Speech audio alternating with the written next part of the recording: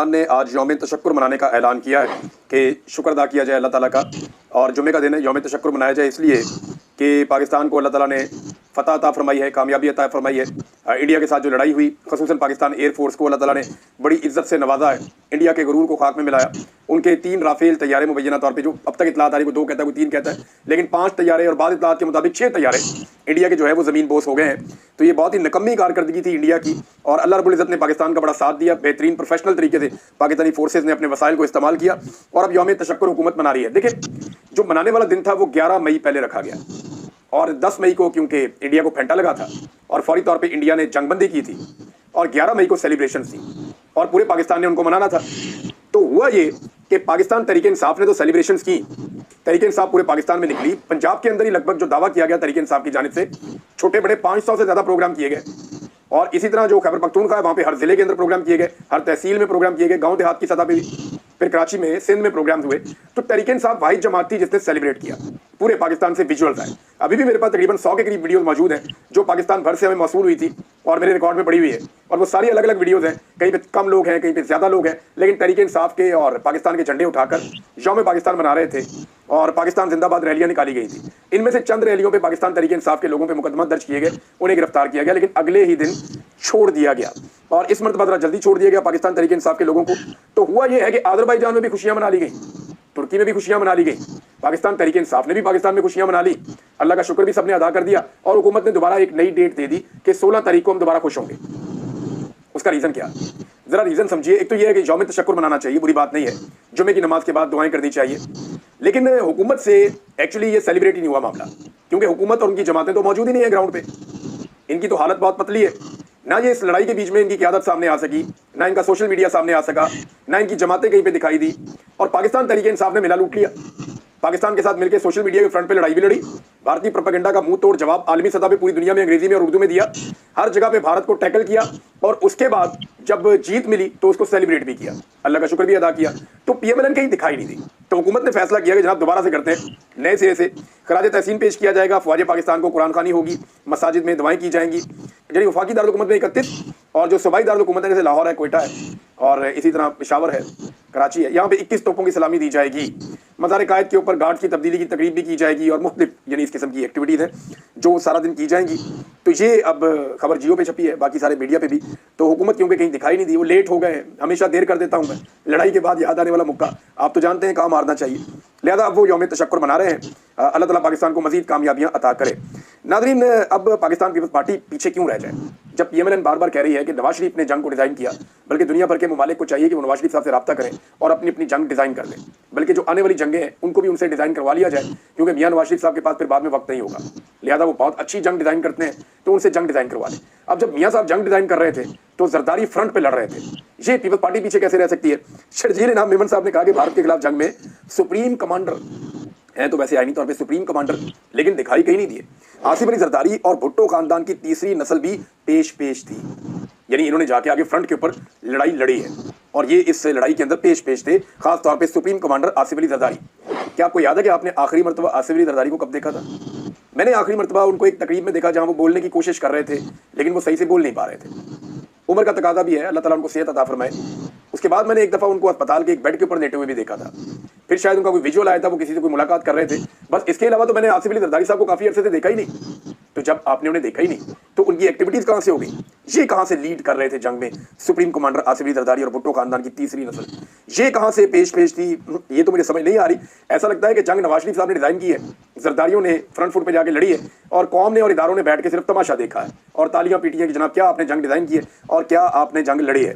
नाज़रीन, पाकिस्तान तहरीक इंसाफ ने दोबारा एक बड़ा फैसला किया है, और जब भी पाकिस्तान तहरीक इंसाफ ऐसा बड़ा फैसला करती है तो उसके नतीजे में क्या होता है वो मैं आपको बाद में बताता हूँ, लेकिन ज़रा तहरीक इंसाफ का फैसला आप देख लीजिए। और क्योंकि ये सारी क़यादत इकट्ठी हुई थी पाकिस्तान तहरीक इंसाफ की, पेशावर में चारों सूबों गिलगित बल्तिस्तान और आज़ाद जम्मू कश्मीर के सदूर और जनरल सेक्रेटरीज इकट्ठे हुए, उनका इजलास हुआ, और उसमें ये इत्तफाक कर दिया गया कि अब एहतजाजी तहरीक चलाई जाएगी इमरान खान साहब को रिहा करवाने के लिए, और PTI जो है वो इसका लाया अमल मरकज़ी क़यादत के साथ बातचीत करेगी, फिर इसकी मंजूरी दी जाएगी। इसमें जो है वो इमरान खान साहब से भी मुशावरत की जाएगी, और फिर पाकिस्तान तहरीक इंसाफ अपनी तहरीक को आगे बढ़ाएगी। ये उसूली तौर पर तय हो गया कि तहरीक इंसाफ ने अब तहरीक चलानी है। सारे सूबों के सदर जनरल सेक्रेटरी वो सारे बैठ गए, उन्होंने कहा ठीक है, आज़ाद कश्मीर से भी आ गए, ये तहरीक चलेगी। लेकिन जैसे ही कभी तहरीक चलने की बात होती है तो उसके पैरेलल एक और बात जो है वो लॉन्च हो जाती है। हम हमेशा देखते हैं जैसे ही पाकिस्तान तहरीक-ए-इंसाफ तहरीक का मोमेंटम बनाती है, फौरी तौर पे एक खबर आ जाती है कहीं ना कहीं से कि मुज़ाकरात शुरू हो रहे हैं, या खबर आ जाती है कहीं ना कहीं से कि जी मुज़ाकरात चल पड़े हैं, या खबर आ जाती है कहीं ना कहीं से कि बैकडोर चैनल चल पड़े हैं, या खबर आ जाती है कहीं ना कहीं से कि जनाब राब्ते एस्टेब्लिशमेंट के हो रहे हैं। ये खबरें ऐन इस मौके पर आती हैं और ट्रक की एक और बत्ती के पीछे कौम लग जाती है। देखिए, अगर मुज़ाकरात हो रहे होंगे तो उसका कोई ना कोई नतीजा निकल आएगा, और जब नतीजा निकल आएगा तो वो सबके सामने भी आ जाएगा। खबरें मेरे पास भी ऐसी हैं, लेकिन ये खबरें इसी मौके पर हमें क्यों मिलती हैं जिस वक्त पाकिस्तान तहरीक-ए-इंसाफ कोई तहरीक चला रही होती है? तो इसलिए दाल में कुछ काला है। मेरे ख्याल में लोगों को इस मरतबा मुहतात रहना चाहिए। होता यह है कि तहरीक का जब मोमेंटम बनता है तो लोगों को मायूस करने के लिए या लोगों को मुतमईन करने के लिए एक तरह से कि जनाब आपके निकलने का फायदा कोई नहीं है, बातचीत चल रही है, कोई ना कोई हल निकल आएगा। तो फिर लोगों को जब उम्मीद बन जाती है तो लोग वो स्ट्रगल करना छोड़ देते हैं कि मेरा किरदार नहीं भी होगा तो बात तो चल ही रही है।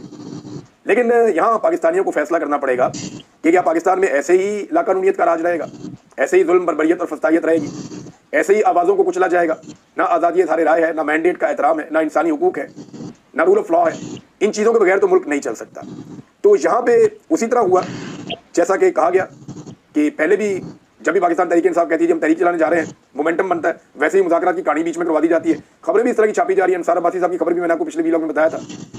अंसार अब्बासी साहब अच्छे जर्नलिस्ट हैं, लेकिन आजकल उनकी सारी खबरें जो हैं वो एक इदारे से ही आती हैं और वहाँ से जो कहा जाता है उसको वो खबर बना के बता देते हैं। हमारे और बहुत सारे सहाफ़ी भी अपने दिमाग से काम नहीं ले रहे, ज़मीनी हक़ाइक़ को भी नहीं देख रहे, उनके कहने पर इदारों की खबरें चला देते हैं। यहाँ तक कह दिया कि जनाब PTI 10 सीटें जीतेगी इलेक्शन में। जहाँ तक दावा कर दिया कि PTI का खाना खराब हो गया, अब ये कभी नजर ही नहीं आ सकती, कभी इसका वजूद ही नहीं रहेगा। जहाँ तक कह दिया कि ये हो जाएगा, वो हो जाएगा, वो सारी चीज़ें नहीं हुई ना।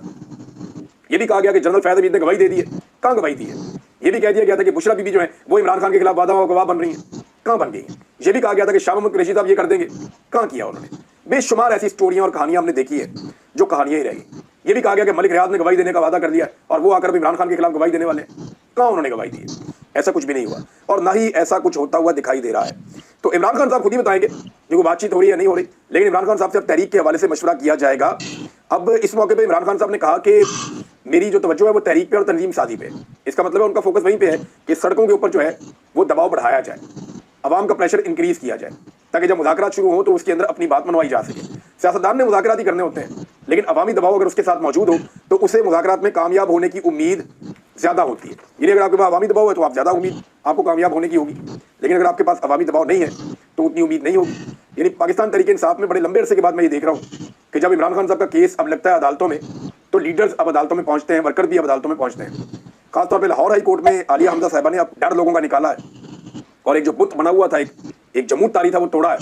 बार बार गिरफ्तारियां देके, बार बार टॉर्चर करवा के, बार बार बड़ी रेजिलियंस शो की है आलिया हमजा साहिबा ने, और एक अकाउंटेबिलिटी भी पाकिस्तान के अंदर, पाकिस्तान तहरीक-ए-इंसाफ के अंदर शुरू की कि जहाँ पे कोई लीडर जो है वो सुस्ती करेगा या कोई ओहदेदार या कोई पार्टी का MPA या टिकट होल्डर, तो वहाँ पे उसका एहतसाब भी होगा। तो अब वो एक एक चीज़ देख रही हैं और लोगों की बड़ी तादाद आलिया हमजा साहिबा लेकर अदालत में आई लाहौर हाई कोर्ट में।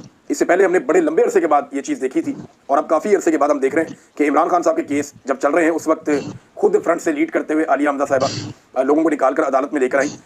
एक मोमेंटम तो बन रहा है, खैबर पख्तूनख्वा में भी बन रहा है, पंजाब में भी बन रहा है, और ऐन उस मौके के ऊपर ये खबरें भी आ रही हैं कि इमरान खान साहब के कोई मुज़ाकरात बैकडोर चैनल चल रहे हैं या कोई बातचीत चल रही है, अखबारात के अंदर मेन लीड लगवाई जा रही है।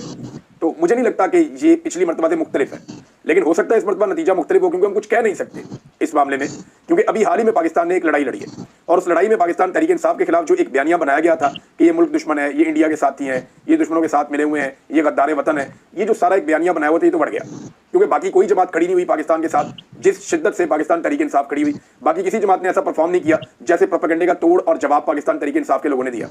तो ये तो बयानिया हमेशा के लिए बढ़ गया कि ये मुल्क के दुश्मन है तो ये मुहिब्बे वतन। अब इनके साथ डील कैसे करना है, पुराने तरीके से करना है या नए तरीके से करना है, इसके ऊपर जो है वो बातचीत हो सकती है। नाज़रीन, आलमी मंडी में ये तो एक तो दावे करते हैं ना, हमने मईशत ठीक कर दी, मईशत ठीक कर दी। मईशत कैसे ठीक किया जरा ये देखिए आप। आलमी मंडी में तेल की कीमतें मजीद कम हुई हैं। अब इसका रिलीफ देना चाहिए था आवाम को, लेकिन 15 दिन के बाद ये अनाउंस करते हैं ना कि पेट्रोल की कीमत क्या रहेगी, तो पेट्रोल की कीमत सेम ही रहेगी। आलमी मंडी में कीमतें कम होने के बावजूद ये पेट्रोल की कीमतें कम नहीं कर रही मौजूदा हुकूमत, और उसका रीज़न क्या है कि ये रिलीफ आवाम तक मुंतकिल करने की बजाय सरकार की जेब में पैसा जा रहा है, और यही पैसा जो सरकार की जेब में जा रहा है इसी के ऊपर आलमी इदारों की नजरें हैं, और ये हुकूमत कहती है जी हमारी मईशत ठीक हो रही है। भाई, आम आदमी की जेब पे डाका डाल के और उससे पैसे ऐंठ कर आप ये कैसे कह सकते हैं कि आप पाकिस्तान की मईशत ठीक कर रहे हैं? आम आदमी का जब आप बेड़ा गर्क करेंगे तो पाकिस्तान का फायदा कैसे हो सकता है? पाकिस्तान का फायदा तो तब होगा जब लोग खुशहाल होंगे, जब लोगों में खुशहाली आएगी, जब लोगों के पास पैसा होगा और वो पैसा सर्कुलेट करेगा मार्केट में। तो यहाँ पे ये दोबारा से पेट्रोल के ऊपर जो रिलीफ था वो आवाम को नहीं दिया गया, और ये कई मरतबा किया गया, बार बार किया गया। बिजली का ढंढोरा पीटा गया, कोई रिलीफ पाकिस्तानियों को नहीं मिला, लोग अभी भी रो रहे हैं। पेट्रोल में कोई रिलीफ नहीं मिला। जैसे ही इलेक्शन के करीब जाएंगे एकदम बड़ा रिलीफ देंगे, क्योंकि ये सारा पैसा जमा कर रहे हैं ना थोड़ा थोड़ा करके, आवाम को रोजाना की बुनियाद पे मारते हैं, फिर लोगों को बेवकूफ बनाने की कोशिश करेंगे। मुझे नहीं लगता कि अब लोग बेवकूफ बनेंगे, लोग इनसे बदला लेंगे। और ये जो इस वक्त हुक्मरान बैठे हुए हैं, इन्होंने जो लोगों के साथ किया, लोग इलेक्शन में इनके साथ वही करेंगे जो लोगों ने 8 फरवरी 2024 को इनके साथ किया था। बल्कि मुझे लगता है कि अब क्योंकि पहले वोट चोरी किया गया तो लोग और गुस्से में उससे भी ज्यादा शिद्दत के साथ आएंगे। फजलुर रहमान साहब ने एक स्टेटमेंट दिया, इससे पहले शहबाज शरीफ साहब ने कहा था कि हमने 1971 की जंग का बदला ले लिया। अब फजलुर रहमान साहब ने भी एक स्टेटमेंट दिया है, उन्होंने कहा जी कि हमने गजा का बदला पाकिस्तान ने ले लिया इंडिया को शिकस्त देकर इस लड़ाई में। देखें, ये फिर अगेन एक एग्जैजरेशन है। गजा में हमारे 50,000 से ज्यादा, बल्कि इससे बहुत ज्यादा, रोजाना की बुनियाद पे 50 लोग 60 लोग शहीद हो जाते हैं। तो गजा में जो शहादतें हुई हैं, जिस किस्म का नुकसान हुआ है, जैसा उसको मलबे का एक ढेर बना दिया है इसराइल ने, उसका बदला ये नहीं हो सकता कि आप 4, 5, 6 तैयारे गिरा दें, या उसका बदला ये नहीं हो सकता कि आप एक मुख्तसर लड़ाई में आप इंडिया को शिकस्त दे दें। गजा का बदला ये नहीं हो सकता। हाँ, ये जरूर हो सकता है कि थोड़ी आपके दिल को तसल्ली मिले कि क्योंकि इसराइल उनका साथ दे रहा था और इसराइल वहां पे फलस्तीनियों के ऊपर जुल्म कर रहा है, लिहाजा इसने वहां पे उनका साथ दिया और वहां इंडिया को क्योंकि शर्मिंदगी उठानी पड़ी, तो हमारे दिल को कुछ तसल्ली मिले। लेकिन ये वो लेवल नहीं है। ये गजा का बदला भी नहीं हो सकता और 1971 का बदला भी नहीं हो सकता। वो मैंने आपको पहले बताया कि 1971 में हमारे 90,000 कैदी थे, हमारा आधा मुल्क टूट गया था। आज इंडिया के साथ ऐसा कुछ भी नहीं हुआ। तो ना ये 71 का बदला है, ना ये गजा का बदला है। ये जरूर है कि अल्लाह रब्बुल इज्जत ने हमें इज्जत अता फरमाई है। 71 का बदला तो यही हो सकता है ना कि कश्मीर आप आजाद करवा लें किसी तरह, तो वो कुछ हद तक आप कह सकते हैं कि 71 का बदला हो गया। गजा का बदला तो यही हो सकता है कि गजा में मुसलमान आज़ादी के साथ रहे और फलस्तीनियों को उनके हुकूक उनको वापस मिल जाए, यही हो सकता है, इसके अलावा तो नहीं हो सकता।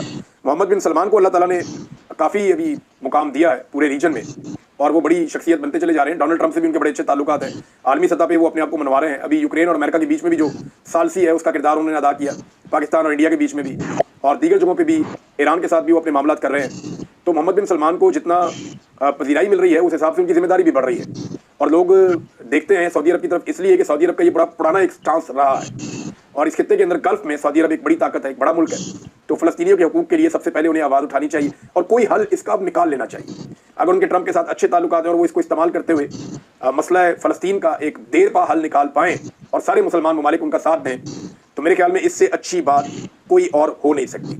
नाज़रीन, जहाँ तक अमेरिका की बात है ना, तो उसमें मैं आपको एक चीज़ बड़ी क्लियर कर दूँ, उनका कोई भी दोस्त मुस्तकिल नहीं होता, कोई भी दुश्मन मुस्तकिल नहीं होता। ये मैं अभी आपके सामने साबित कर देता हूँ।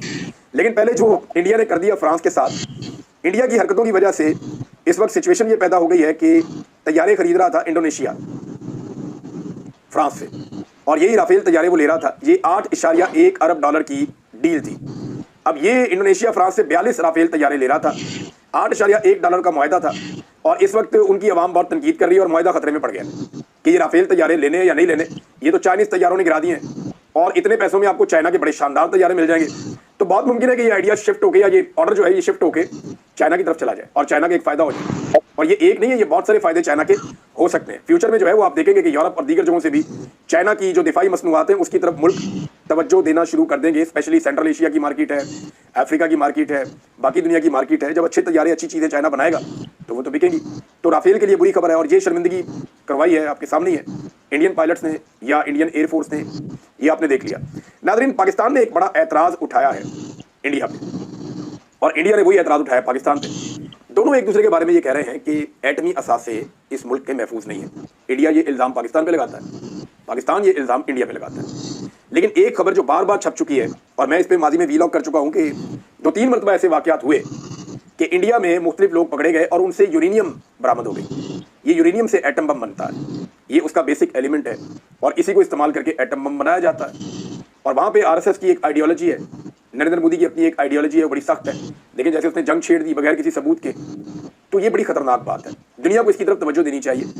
और इल्ज़ामात तो दोनों मुल्क एक दूसरे पे लगाते रहेंगे। सारी दुनिया जानती है पाकिस्तान के जो एटॉमिक एसेट्स हैं वो काफ़ी महफूज हैं, और इस बारे में दुनिया जो है इत्मीनान का इजहार भी करती रहती है। वो रिपोर्टें होती रहती हैं और बार बार आती हैं कि पाकिस्तान के एटमी असासे मुकम्मल तौर पर महफूज हैं, आलमी इदारे ये मानते हैं। लेकिन इंडिया के हवाले से बार बार यूरेनियम का मिलना और चोरी होना और उसका बरामद होना, ये ऐसी खबरें हैं जिनसे तशवीश पूरे खित्ते में फिर जाती है, और ऐसे लोगों के हाथ में इसका लगना और बाद में पता ही ना चलना कि इसकी इन्वेस्टिगेशंस क्या हुई, ये बात कहाँ तक पहुंची, ये इंतहाई अफसोसनाक है और तशवीशनाक है। तो इस पर दुनिया को गौर ज़रूर करना चाहिए। नाज़रीन, अमेरिका का कोई मुस्तकिल दोस्त और दुश्मन नहीं होता, ये साबित हो गया है। यानी ये अगर आप देखें, अबू मोहम्मद अल जुलानी ये मुलाकात कर रहे हैं जनाब डोनाल्ड ट्रंप से। कई लोगों ने धोखा देने की कोशिश की कि शायद अतातारड़ से सोशल मीडिया में चल रहा था, लेकिन नहीं, वो नहीं है। ये जो अल जुलानी है, मोहम्मद अल जुलानी, ये 2003 से 2006 तक इराक में अमेरिकी फौजियों से लड़ते रहे। फिर अमेरिका ने इन्हें गिरफ्तार कर लिया, 6 साल इनको अपनी कैद में रखा, फिर ये छूट गए। उसके बाद फिर ये अमेरिकी इत्तेहादियों के साथ और अमेरिकन के साथ लड़ते रहे। 2016 में अमेरिका ने कहा कि ये आलमी दहशतगर्द है, इसको डिक्लेयर कर दिया। इस आदमी को पकड़ने के लिए, जो मालूमात देने के लिए अमेरिका ने इनाम रखा था उस वक्त, वो $10 मिलियन का इनाम था। ये सारी इन्फॉर्मेशन मोहम्मद नवाज खान ने शेयर की है और मैंने इसको चेक भी किया है, ये मालूमात ठीक है। अमेरिका ने इसके सर के ऊपर इनाम भी रख दिया था और ये दहशतगर्द था। और अब देखें आप कि ये शख्स जो है वो डोनाल्ड ट्रंप से मिल रहा है और इसको बाकायदा सदर कबूल भी किया अमेरिका ने वहाँ पे शाम में, और शाम के ऊपर से पाबंदियाँ भी खत्म की हैं। तो कोई मुस्तकिल दोस्त, कोई मुस्तकिल दुश्मन अमेरिका का नहीं होता। वो वर्ल्ड में सुपर पावर के तौर पे रहना चाहता है, अपने मफाद के मुताबिक फैसले करता है। और अभी जब वो डोनाल्ड ट्रंप निकले अमेरिका से, तो उन्होंने अरब ममालिक का दौरा किया, क्योंकि उनको पता है कि ये पैसा जो उनको अरब देंगे, या अरब से वो जो पैसा निकाल कर ले जा सकते हैं, या इन्वेस्टमेंट वो ले जा सकते हैं अपने मुल्क में, इतना पैसा उन्हें यूरोप से या किसी और जगह से नहीं मिलेगा। तो अरब ममालिक का उन्होंने दौरा किया, सऊदी अरब से शुरू किया, कतर गए, यूएई गए। अब कतर ने इस वक्त एक ऐसा मुआहिदा किया अमेरिका के साथ जो फिजाई तारीख का दुनिया का सबसे बड़ा मुआहिदा है। तारीख बदल के रख दी उन्होंने। वो लगभग 210 तैयारे खरीदने जा रहे हैं अमेरिका की एक बड़ी कंपनी से, बोइंग कंपनी से। 210 तैयारे। बोइंग आपको पता है दुनिया की बड़ी कंपनी है, ये बनाती है दुनिया भर में जेट्स, बड़े तैयारे जो पैसेंजर प्लेन हैं वो बनाती है। तो बोइंग 787 ले रहे हैं, बोइंग 777 ले रहे हैं 30 की तादाद में, 777-9S, और दीगर तैयारे जो है वो कतर एयरवेज खरीद रही है। लगभग 210 तैयारे लेंगे और $96 अरब का ये मुआहिदा है। और ये तारीख का सबसे बड़ा मुआहिदा है डोनाल्ड ट्रंप के मुताबिक, जो कतर ने किया अमेरिका के साथ। तो आप अंदाज़ा करें कि कैसे दुनिया अपने मफादात के साथ चलती है और हम कहाँ रह गए और कितना पीछे रह गए। ये सारी वो एयरलाइंस हैं जो पाकिस्तान के बहुत बाद में बनी हैं, जिन्होंने PIA से सीखा कि जहाज़ उड़ाते कैसे हैं, चलाते कैसे हैं और काम कैसे करते हैं। और हमारी हालत ये है कि इस वक्त भी जो बड़ी सनतों की पैदावार है उसमें मजीद कमी हो गई है। जिन सनतों के लिए इमरान खान के दौर में मजदूर नहीं मिलते थे कोरोना के बावजूद, आज उन सनतों को ना सिर्फ बंद किया जाता है बल्कि उनकी प्रोडक्शन लगातार कम होती चली जा रही है, जिसका नुकसान पाकिस्तान को हो रहा है अल्टीमेटली। और ये दावे करते हैं कि तरक्की कर रहे हैं, मईशत को दुरुस्त कर रहे हैं, आम आदमी का खून और पसीना निचोड़ के उससे पैसा छीन के ये दुनिया को दिखा रहे हैं, देखो हम पैसे इकट्ठे कर रहे हैं। ये तो तरक्की नहीं है। तरक्की वो होती है जब आम आदमी तरक्की करता है, वो अपलिफ्ट होता है, ऊपर आता है। तरक्की वो होती है जब पूरा पाकिस्तान एक साथ आगे बढ़ता है। इसको आप कैसे तरक्की कर सकते हैं? पैसे इकट्ठे कर दिए, आलमी इदारों को दिखा दिए, उन्हें खुश कर दिए।